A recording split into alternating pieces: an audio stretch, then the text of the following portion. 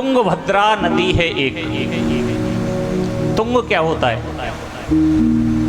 तुंगभद्रा। तुंग बोलते हैं टेढ़े के लिए, वक्र भी टेढ़े के लिए बोलते हैं और तुंग भी टेढ़े के लिए बोला जाता है। और भद्र बोलते हैं कल्याण के लिए, टेढ़ा होकर भी जो कल्याण कर दे वो तुंगभद्र है। तो एक नदी है तुंगभद्रा, उसके तट पर एक बहुत सुंदर नगर है। वहां पर एक आत्मदेव नाम के ब्राह्मण रहते हैं। आत्मदेव कौन है? आत्मा के पुजारी, इस जीव का नाम ही आत्मदेव है। आत्मदेव कोई और नहीं है, ये आत्मा के पुजारी हम और आप हैं, यही आत्मदेव हैं।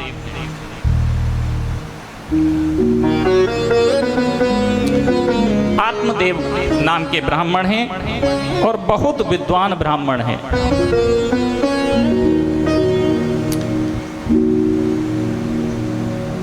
एक बार की बात है,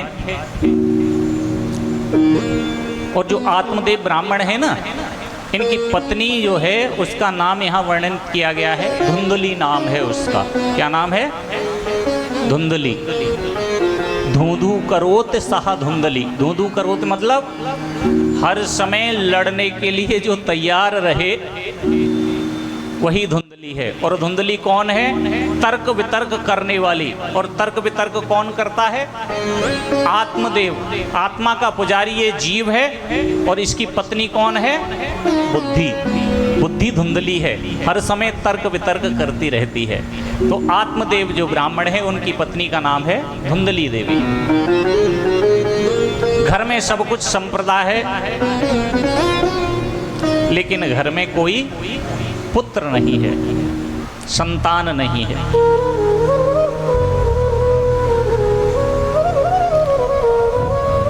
एक दिन दुखी होकर के ब्राह्मण देव वन के लिए गए।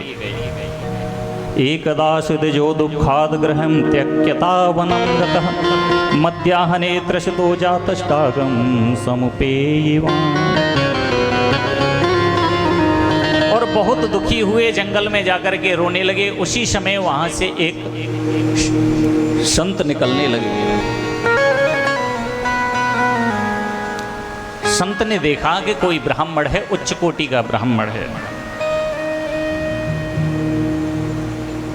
यहां तक वर्णन आया है, स्रोतस्नामाते निष्णतो द्वितीय एव भास्करः। कितने बड़े ब्राह्मण हैं, कितने बड़े विद्वान हैं आत्मदेव। द्वितीयो भास्करः, जिस प्रकार से सूर्य उदय होता है ना, सूर्य तो देखा है ना, उसी प्रकार से उनका ज्ञान प्रकाशित होता है उनके चेहरे से।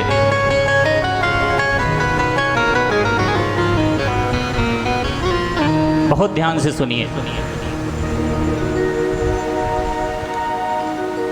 हम सब कहते हैं समाज में ब्राह्मण ब्राह्मण ब्राह्मण। कोई कहता है पंडित, कोई